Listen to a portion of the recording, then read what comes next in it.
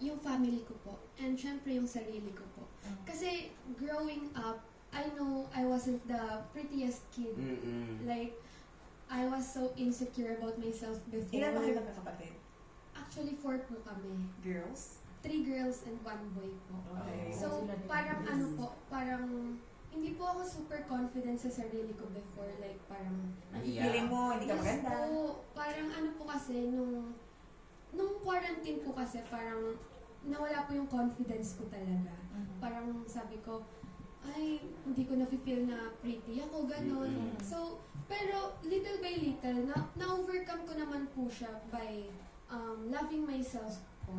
So, parang, ano po, habang lumalaki po ako is, minamahal ko po yung sarili ko. Ayun po yung motivation ko to do better sa sarili ko po. And that training is from MD? Yes, DMP. yes po.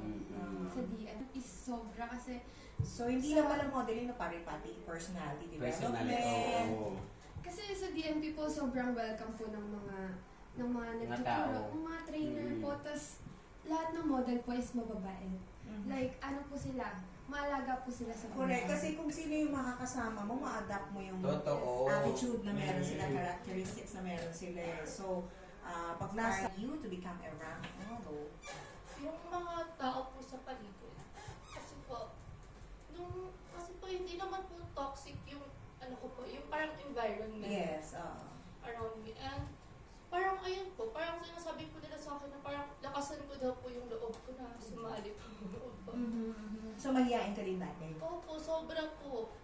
Pag rumarampa sa ngayon, nanginginig ka pa rin, ninenervyo. Hindi na po. Okay. So, galing, ang ganda lang nagagawa ng ano. Kasi kahit na, pero hindi din masama na ninenervous ka pa rin sa tuwing rarampa ka.